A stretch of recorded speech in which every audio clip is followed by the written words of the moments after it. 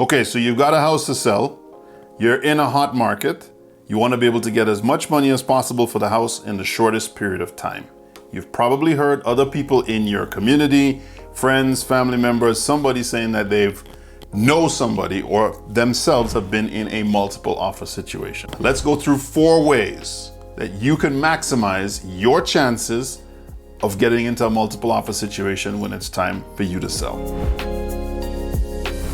Drew Allum here, and welcome to the Calgary Home Sale channel, where we discuss buying and selling tips, helping you to buy smarter and sell quicker. I've been a licensed agent and investor in the city of Calgary for well over 15 years, and I've seen hundreds of transactions that have taken place in the highs and the lows of Calgary's economy. Quite a few of those, of course, have been multiple offers.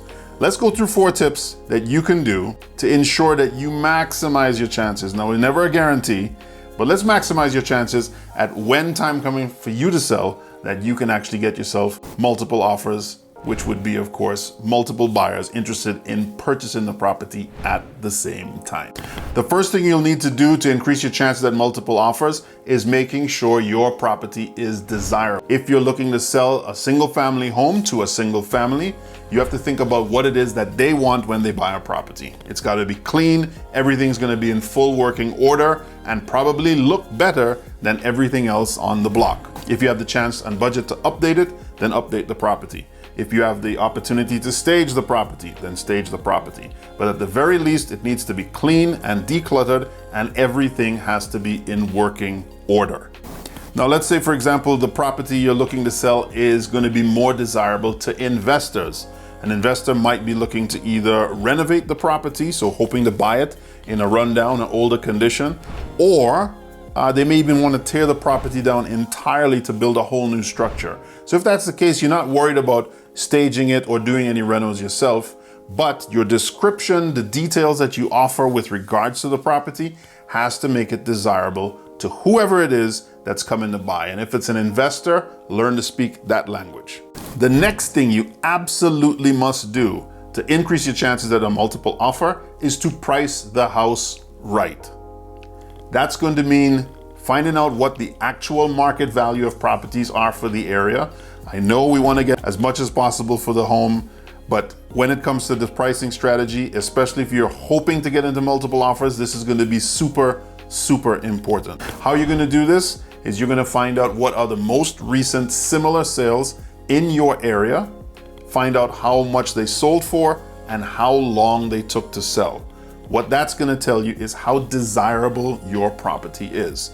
Now, if you had a similar property that was on the market recently and it sold within days and it sold over list price, the great news is you have a chance of there being another buyer that's still out there wanting a property.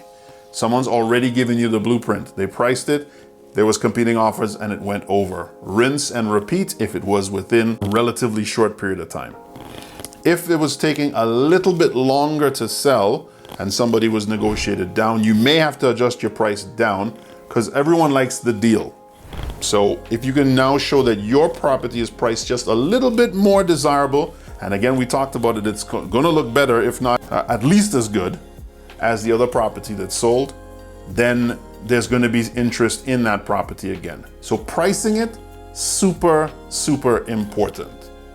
Let me say it again. Super important. Now, the third thing you need to do is maximize the exposure on this property. You have priced it well. You have made sure it is as desirable as it needs to be, but it's not going to do any good if nobody sees it. A 2020 study done by the National Association of Realtors showed that 84% of people started their search for real estate online. You're going to maximize yourself by getting it online where you can, wherever you can.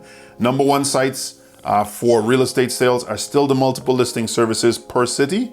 There are other options, of course, Facebook Marketplace, Kijiji, if you're in the States, things like Zillow, but there are lists upon lists. If you have a great agent can actually put you onto other syndicated lists, which are outside of just the actual MLS or realtor.ca as we use here in Canada. Maximizing the exposure is huge. In that same study by the National Association of Realtors, 9 out of the 10 buyers surveyed under the age of 55 said that Pictures was the most important thing when they were searching online, so make sure that you have good ones. Part of maximizing that exposure, of course, is going to include things like virtual tours, videos, if your agent is able to do that for you, as well as open houses when possible. Maximize, maximize, maximize. Get as many potential buyers to see your property as possible. The fourth thing you need to do is to make it as easy as possible for buyers and agents to view and visit your property. Is this going to be potentially inconvenient if you live in the property? Yes. Is it going to be hard to maintain the staged setup if you live in the property? Possibly. But consider what it is that we're trying to do. Sell the property for as much money as possible, so as many people have to physically visit this property in a short period of time. Remember, if getting top dollar for your house is your priority, then we have to figure out a way to deal with the inconvenience that it may bring you. Now, I'll give you a bonus tip. You have to be prepared to adjust your pricing. Real estate pricing, even for the most experienced, is not an exact science. There's so many different variables, so be prepared.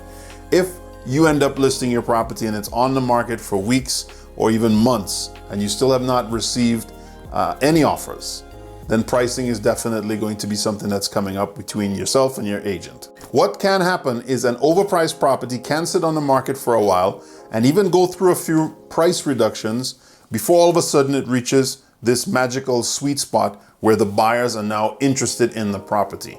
If it now fits into the categories that we talked about before, where now it's desirable, it fits within there, and we have ample buyers who are looking for similar property, this could lead, even though it's been on the market for a while, into multiple offers. We have seen it happen before. So again, be prepared to adjust the pricing.